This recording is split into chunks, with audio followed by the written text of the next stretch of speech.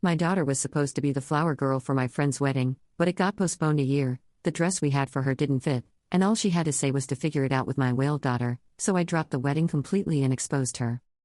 I, 35F, am still friends with some of the people I went to college with. One of them, Debbie, fake name, 36F, got married this past January, after being engaged for 2 years.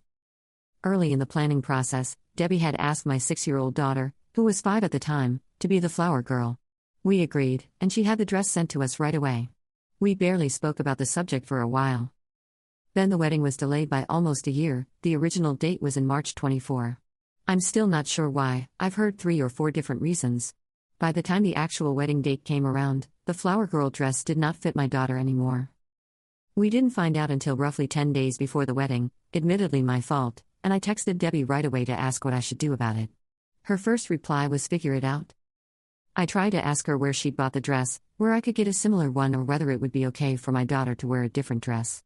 I basically gave her a list of ways I could fix this and asked her what she preferred. Debbie responded with, "I don't have time for this. Stop making your whale daughter my problem." Obviously, I decided against attending the wedding after that. As far as I'm concerned, we're no longer friends. And to be clear, I know that up until this point, I was not the I didn't tell anyone about it at first, but our absence was obvious. My friends missed me, and my daughter was supposed to be the only flower girl. Whenever Debbie was asked about it, she apparently just said we'd had an argument, but it wasn't a big deal. When our mutual friends and acquaintances asked me, I told them the truth, without sugarcoating it or trying to defend Debbie. I even showed my friends the text messages that proved everything. Everyone took my side. About a week ago, Debbie called me. She apologized for what she said about my daughter, but told me I have no idea how stressed she was at the time. She said it wasn't fair for her to lose friends over a mistake she'd made when she was under so much pressure.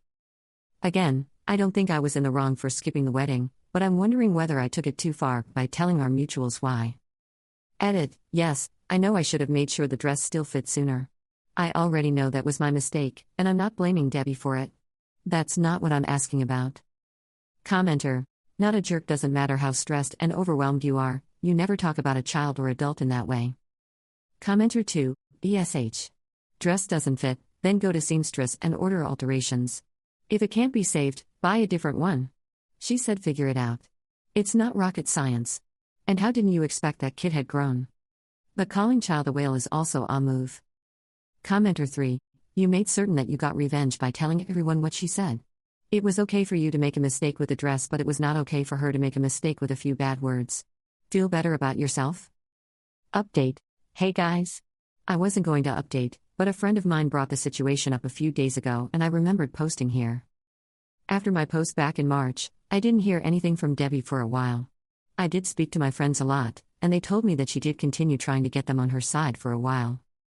From what I gather, her story always matched mine. I forgot to make sure the dress fit. I apologized and asked how she preferred I fixed it. She insulted my kid, and as I remember discussing in the comments, whale of a daughter is a better translation.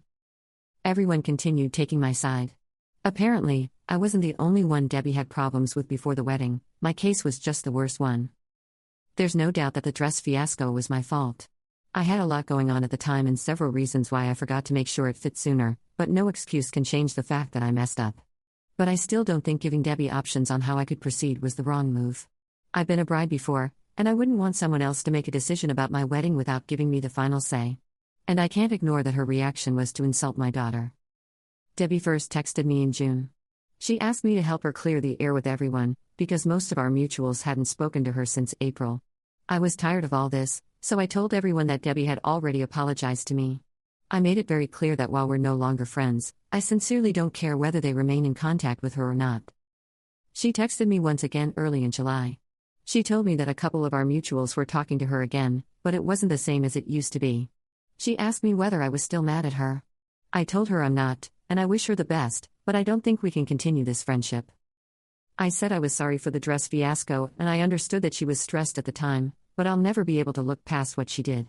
It would have taken her less time to give me directions than it took to call my daughter a whale.